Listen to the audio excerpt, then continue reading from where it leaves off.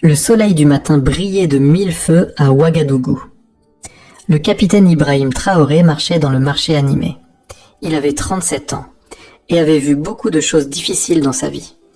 Il était né dans une petite ville appelée Kéra, à Bondokwi, le 14 mars 1988.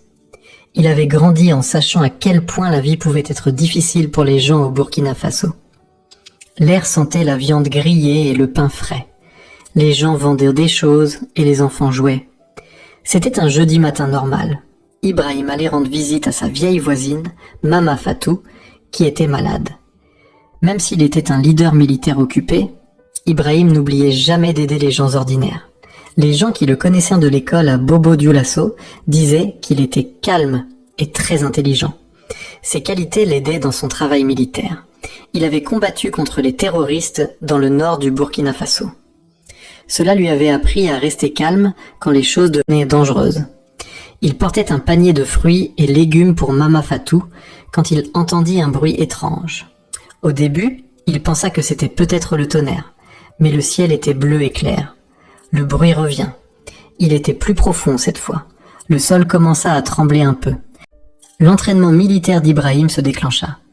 Des années de combat contre les terroristes avaient rendu ses sens très aiguisés. Il pouvait dire que quelque chose n'allait pas. La poussière commença à tomber des bâtiments. Le sol bougea sous ses pieds. Puis le marché devint très silencieux. Les gens pouvaient sentir le danger arriver. Puis il le vit. Un grand bâtiment de 5 étages au coin bougeait d'avant en arrière. Il ne bougeait pas comme les bâtiments bougent dans le vent. Il bougeait comme s'il se cassait. Le bâtiment abritait de nombreuses familles. Il tombait très lentement. Ibrahim laissa tomber son panier et courut vers le bâtiment. Son cœur battait vite. Pas parce qu'il courait, mais parce qu'il savait que beaucoup de gens allaient mourir. En courant, il entendit des gens crier. D'abord de l'intérieur du bâtiment, quand les gens réalisèrent que leur maison s'effondrait. Puis de la rue, quand les gens virent ce qui se passait. Tout le monde reculait, cria Ibrahim. Sa voix était forte grâce aux années dans l'armée. Le bâtiment s'effondre. Les gens coururent dans tous les sens.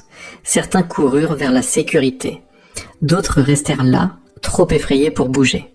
Ibrahim arriva au bâtiment, juste au moment où les étages supérieurs commencèrent à s'effondrer. Le bruit était très fort. Le métal se pliait et se cassait, le béton s'écrasait. Et sous tout ce bruit, les gens criaient de peur. À travers tout ce bruit, Ibrahim entendit quelque chose qui lui glaça le sang. La voix d'une femme du 3e étage criant à l'aide. Mais ce n'était pas n'importe quel cri à l'aide. Cette femme ne se battait pas seulement pour sa propre vie. « S'il vous plaît, quelqu'un aidez-moi, je ne peux pas bouger. Mon bébé, s'il vous plaît, quelqu'un aidez-nous. » La voix était celle d'Aminata Sankara. Ibrahim ne connaissait pas encore son nom. Aminata avait 26 ans et était enceinte de 8 mois de son premier enfant. Elle se préparait à aller chez le médecin quand le bâtiment commença à trembler. Une grosse poutre était tombée sur ses jambes. Elle était piégée dans son appartement, regardant les murs se fissurer et tomber autour d'elle. Pour Ibrahim, ce moment montrait tout ce qu'il croyait sur le fait d'être un leader. À 37 ans, il était déjà l'un des plus jeunes présidents du monde. Mais le vrai leadership n'était pas une question de titre ou de pouvoir. C'était d'être prêt à tout risquer pour les gens qui avaient besoin d'aide. C'était ce qu'il voulait pour le Burkina Faso. Un pays où les leaders servaient leur peuple, pas eux-mêmes. Ibrahim n'attendit pas. Pendant que d'autres secouristes étudiaient encore la situation, il trouva un moyen d'entrer dans le bâtiment par une entrée cassée. Le bâtiment faisait des bruits effrayants autour de lui, alors qu'il escaladait des morceaux cassés et traversait ce qui était autrefois la maison de quelqu'un. L'odeur à l'intérieur était terrible. Il y avait de la poussière, des conduites de gaz cassées et du sang. Les lumières d'urgence clignotaient. Cela faisait des ombres effrayantes surmaissantes sur les murs.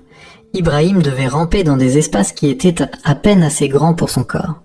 Il suivit le son de la voix d'Aminata alors qu'elle continuait à appeler à l'aide. « J'arrive !» cria-t-il en retour. Il n'était pas sûr qu'elle puisse l'entendre par-dessus tout le bruit du bâtiment qui s'effondrait. « Continue à me parler, je vais te sortir de là. » Alors qu'il se déplaçait à travers les morceaux cassés, Ibrahim pensa aux discussions qu'il avait avec les jeunes du Burkina Faso. Des discussions sur l'espoir et la construction d'un avenir meilleur. Sur le fait de ne pas accepter que les gens doivent souffrir. Ici, maintenant, ce n'était pas juste des idées. C'était la raison pour laquelle il rampait dans ce bâtiment dangereux. Quand Ibrahim arriva finalement au 3e étage, ce qu'il vit lui brisa le cœur. Le couloir qui reliait autrefois de beaux appartements était maintenant plein de béton tombé et de métal tordu. L'appartement d'Aminata était partiellement ouvert, mais une grosse poutre de béton bloquait la porte. À travers un trou dans les morceaux cassés, Ibrahim pouvait la voir. C'était une belle jeune femme aux yeux gentils qui était maintenant plein de peur. Sa robe colorée était déchirée et sale. Il pouvait voir que ses jambes étaient piégées sous de lourdes pierres. Mais ce qu'il remarqua le plus était comment elle tenait son ventre enceint avec ses 2 mains, essayant de protéger son enfant à naître. « Je m'appelle Ibrahim » lui cria-t-il.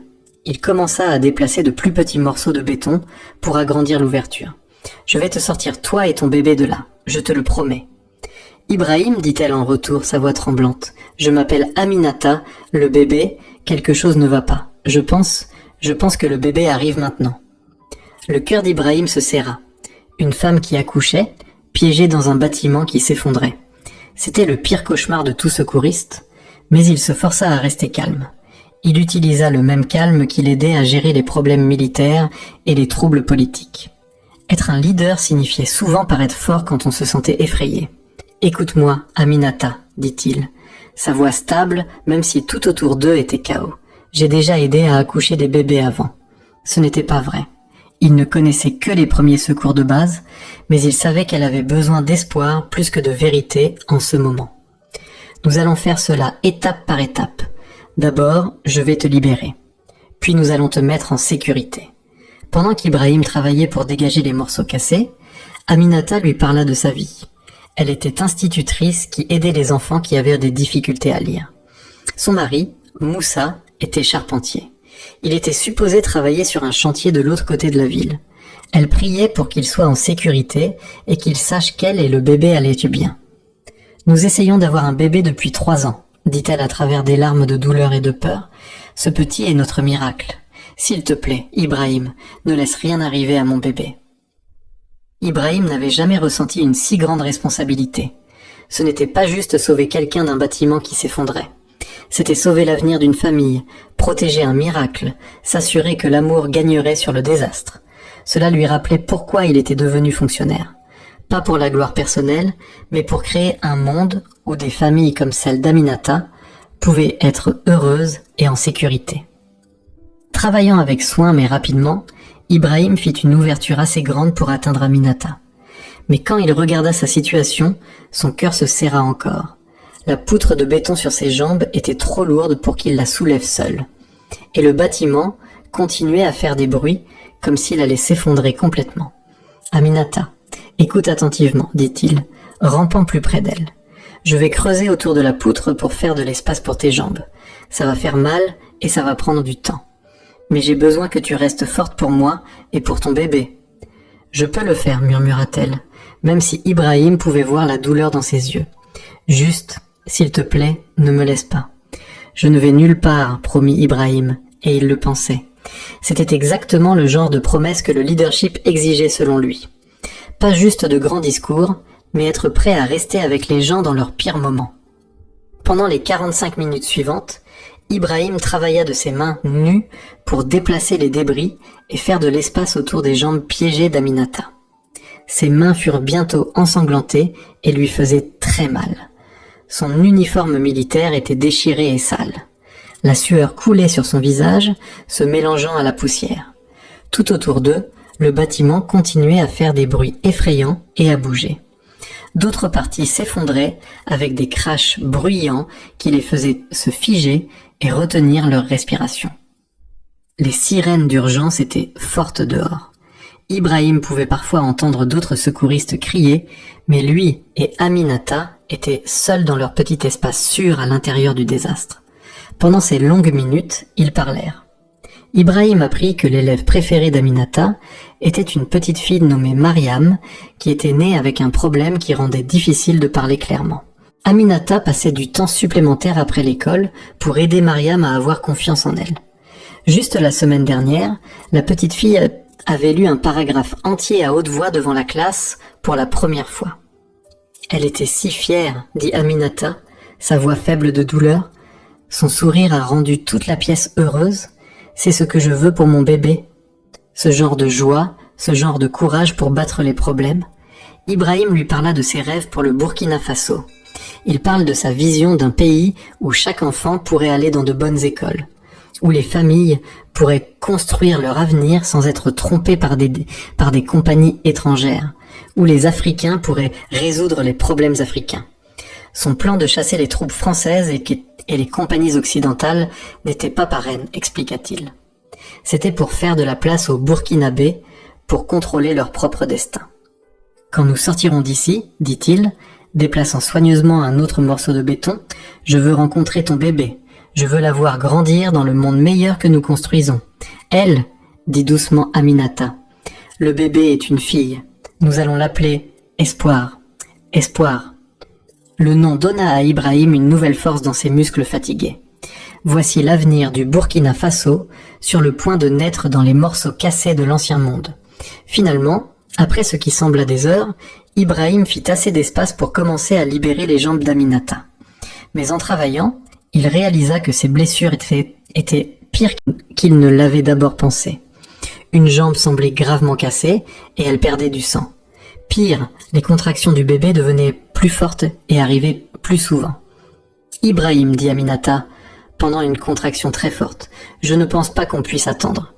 Je pense qu'Espoir arrive maintenant. » À ce moment, face à la possibilité d'aider à accoucher un bébé dans un bâtiment qui s'effondrait tout en essayant de garder la mère et l'enfant en vie, Ibrahim sentit comme si le poids du monde entier était sur ses épaules. Mais puis, il regarda dans les yeux d'Aminata et vit non seulement la peur, mais aussi la confiance. Elle croyait en lui. Elle croyait qu'il pouvait la sauver, elle et sa fille. Cette confiance lui donna de la force. Le même genre de confiance qu'il espérait gagner de tous les gens du Burkina Faso. « D'accord, dit-il, sa voix calme et sûre. Nous allons faire cela ensemble, toi et moi et la petite Espoir. » Ce qui arriva ensuite resterait à jamais gravé dans la mémoire d'Ibrahim. Travaillant à la lumière de son téléphone, avec la poussière qui tombait encore autour d'eux et le bâtiment prêt à s'effondrer complètement, Ibrahim aida à mettre Espoir Sankara au monde. Le premier cri du bébé fut le plus beau son qu'Ibrahim ait jamais entendu. Il s'éleva au-dessus de tous les bruits de destruction, au-dessus des sirènes et des cris à l'extérieur. C'était un son pur de la vie, triomphant du chaos. Aminata pleura de soulagement et de joie quand Ibrahim plaça le petit bébé parfait sur sa poitrine. « Elle est magnifique », murmura-t-il, les larmes coulant sur son visage poussiéreux. « Elle est absolument parfaite. » À ce moment-là, Ibrahim comprit quelque chose de profond sur le leadership qu'aucune école militaire ou théorie politique n'aurait pu lui enseigner. Le vrai pouvoir n'était pas de commander des armées ou de signer des papiers. C'étaient des moments comme celui-ci, quand un être humain aide un autre à donner une nouvelle vie au monde même quand tout semble impossible. Mais leur célébration fut interrompue par un grondement profond et effrayant venant d'au-dessus d'eux. Le bâtiment se préparait à s'effondrer complètement. « Nous devons partir maintenant », dit Ibrahim avec urgence. Il enveloppa rapidement bébé Espoir dans sa chemise déchirée et aida Aminata à s'asseoir. Sa jambe était définitivement cassée, mais il devrait s'en occuper plus tard. Sortir du bâtiment avec un nouveau-né et une femme blessée semblait impossible. Mais Ibrahim n'était pas venu si loin pour abandonner maintenant. Soutenant Aminata d'un bras pendant qu'elle tenait Espoir, il commença à retraverser les passages remplis de débris vers ce qu'il espérait être encore une sortie. Le voyage qui lui avait pris 45 minutes à faire seul semblait maintenant durer une éternité. Chaque pas était douloureux pour Aminata, mais elle serrait les dents et continuait d'avancer. Elle était animée par l'amour d'une mère et la conscience que la vie de sa fille dépendait d'atteindre la sécurité. 2 fois, ils durent s'arrêter et attendre pendant que des parties du bâtiment autour d'eux s'effondraient. Une fois, une poutre qui tombait manqua la tête d'Ibrahim de quelques centimètres seulement. Une autre fois, Le plancher sous eux se plia tellement qu'il pensa qu'ils allaient tomber à l'étage en dessous. Mais finalement, après ce qui semblait des heures, Ibrahim vit de la lumière devant. De la vraie lumière, pas la fausse lumière des ampoules d'urgence ou de son téléphone, mais de la vraie lumière du soleil venant à travers une ouverture. Ils sortirent du bâtiment juste au moment où les derniers supports cédaient. Les étages restants s'effondrèrent avec un énorme rugissement de béton et d'acier. Un nuage massif de poussière couvrit toute la rue. Les secouristes médicaux d'urgence se précipitèrent pour aider Aminata et bébé Espoir. D'autres sauveteurs éloignèrent Ibrahim de la zone d'effondrement. Alors qu'il regardait les ambulanciers travailler pour aider la mère et la fille, Ibrahim sentit ses jambes céder. La poussée d'énergie qui l'avait maintenu en mouvement pendant les dernières heures quitta finalement son corps et il tomba à genoux dans la rue. Mais à travers sa fatigue, il pouvait l'entendre, le cri fort et sain de bébé Espoir, disant au monde qu'elle avait survécu, que l'amour avait gagné, que l'espoir continuait de vivre. Plus tard, à l'hôpital, Ibrahim était assis dans la salle d'attente encore couvert de poussière et de débris. Ses mains étaient bandées, son uniforme était ruiné et chaque muscle de son corps lui faisait mal. Mais il ne pouvait pas partir avant de savoir qu'Aminata et Espoir allaient bien. Moussa arrive à l'hôpital en panique. Il avait entendu parler de l'effondrement du bâtiment à la radio. Quand il apprit ce qui s'était passé, quand il comprit que ce n'était pas n'importe qui, mais le capitaine Ibrahim Traoré lui-même qui avait risqué sa propre vie pour sauver sa femme et sa fille, il fut submergé. « Mon capitaine », dit-il à travers ses larmes, utilisant le titre respectueux, « comment puis-je jamais vous remercier ? Vous m'avez rendu ma famille, vous m'avez rendu mon avenir. » « Vous n'avez pas besoin de me remercier, mon frère, » répondit Ibrahim doucement, utilisant le terme familial qui montrait sa croyance que tous les habitants du Burkina Faso étaient légaux. « Nous sommes tous une famille. Ce qui s'est passé aujourd'hui, c'est ce que n'importe lequel d'entre nous devrait faire pour les autres. » Mais ce n'était pas complètement vrai, et tous ceux dans cette salle d'attente d'hôpital le savaient. Même en tant que l'un des plus jeunes chefs d'État au monde, Ibrahim avait choisi de risquer sa propre vie pour des gens qu'il n'avait jamais rencontrés. Cela demandait un type de courage spécial, une volonté de mettre le service au-dessus de sa propre sécurité. C'était le genre de leadership qui gagne le respect par l'action plutôt que de l'exiger par la position. Quand le médecin sortit finalement pour leur dire qu'Aminata et Espoir étaient stables et se remettraient complètement, la petite foule qui s'était rassemblée dans la salle d'attente commença à applaudir et pleurer de joie. Ibrahim sourit simplement et ferma les yeux, se permettant finalement de ressentir tout le poids de ce qui s'était passé. Dans les jours qui suivirent, l'histoire d'Ibrahim se répandit à travers le Burkina Faso et au-delà. Les médias reprirent l'histoire du jeune président qui avait seul secouru une femme enceinte d'un bâtiment qui s'effondrait et aidé à accoucher son bébé dans les décombres. Mais Ibrahim, dont la popularité avait déjà beaucoup grandi depuis qu'il avait pris le pouvoir, était mal à l'aise avec l'attention supplémentaire. Il dit qu'il avait juste fait ce que n'importe qui aurait fait dans la même situation. Les vrais héros, dit-il aux journalistes, sont des gens comme Aminata, qui a lutté contre la douleur et la peur pour donner une nouvelle vie au monde. Les vrais héros sont les médecins et infirmières qui sauvent des vies chaque jour. Les vrais héros sont les enseignants et fermiers et constructeurs qui rendent nos communautés fortes. Cette réponse ne fit que rendre Ibrahim plus populaire parmi le peuple. À l'inauguration du président John Mahama au Ghana, Traoré avait reçu les applaudissements les plus forts de tous les 21 chefs d'État africains. Mais ce sauvetage montra un côté différent de son leadership. Pas la figure politique faisant des discours sur la souveraineté et l'indépendance, mais l'homme qui ramperait à travers les décombres pour sauver la vie d'un étranger. 2 semaines après le sauvetage, Ibrahim reçut une invitation à rendre visite à Aminata et sa famille dans leur nouvelle maison. Moussa leur avait trouvé une petite mais confortable maison à la périphérie de la ville, et Aminata se remettait de ses blessures. Quand Ibrahim arriva, pas dans un convoi officiel, mais seul dans une voiture simple, il trouva Aminata assise dans un fauteuil à bascule sur le porche avant, tenant Espoir et lui chantant doucement. Le bébé avait grandi au cours des 2 dernières semaines et se portait très bien.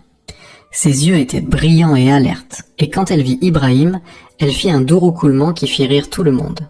« Elle vous reconnaît », dit Aminata avec émerveillement. « Elle sait que vous êtes celui qui l'a amené en sécurité au monde. » Ponton dit « Ibrahim tint espoir longtemps cet après-midi-là. Il était émerveillé de voir comment quelque chose de si petit et parfait pouvait contenir tant d'espoir pour l'avenir. Alors qu'il regardait dans son petit visage, il pensa à tous les défis qu'elle devrait affronter en grandissant au Burkina Faso, tous les problèmes qu'elle devrait surmonter. Mais il pensa aussi à sa force. Comment elle avait survécu à naître dans un bâtiment qui s'effondrait. Comment elle s'était battue pour la vie dès son premier souffle. Si elle pouvait surmonter ces circonstances, Ibrahim savait qu'elle pouvait surmonter n'importe quoi. « Quels sont vos rêves pour elle ?» demanda Ibrahim à Aminata. « Je veux qu'elle soit brave, » répondit Aminata sans hésitation. « Je veux qu'elle sache qu'elle est née du courage, que son existence même prouve que l'amour est plus fort que la peur, que les bonnes personnes s'avanceront toujours quand d'autres ont besoin d'aide. » Elle fit une pause, regardant Ibrahim avec une profonde gratitude. « Je veux qu'elle grandisse dans le genre de pays que vous construisez, où les dirigeants servent le peuple au lieu de s'enrichir. » Ibrahim hocha la tête pensivement. Son attention à aider les entreprises locales et à prendre le contrôle de ressources comme l'or n'était pas seulement une question de politique économique. C'était créer des opportunités pour des familles comme celle-ci. Ses efforts pour limiter l'influence étrangère et lutter contre la corruption concernaient s'assurer que des enfants comme Espoir grandiraient dans un pays qui leur appartenait, pas à des pouvoirs distants ou des dirigeants corrompus. « Je veux qu'elle soit meilleure que moi », dit Ibrahim doucement. « Je veux qu'elle grandisse dans un monde où ce que j'ai fait ce jour-là n'est pas extraordinaire. » Où s'entraider, se protéger, prendre soin les uns des autres est juste ce que nous faisons. Alors que le soleil se couchait sur leur petit rassemblement, projetant une lumière dorée sur le porche, Ibrahim fit une promesse silencieuse au bébé Espoir. Il promit qu'il travaillerait chaque jour pour construire le genre de monde qu'elle méritait. Un monde où les enfants pourraient grandir en sécurité et aimer, où les familles pourraient construire leurs rêves sans peur, où le courage qu'il avait amené au monde serait utilisé pour créer un changement durable. Des années plus tard, quand Espoir serait assez âgée pour comprendre, Aminata lui raconterait l'histoire du jour où elle est née. Elle lui parlerait du dirigeant brave qui risqua sa propre vie pour sauver 2 personnes qu'il n'avait jamais rencontrées, qui l'aida à venir au monde de ses propres mains, qui les porta toutes les 2 en sécurité quand tout autour d'eux s'effondrait.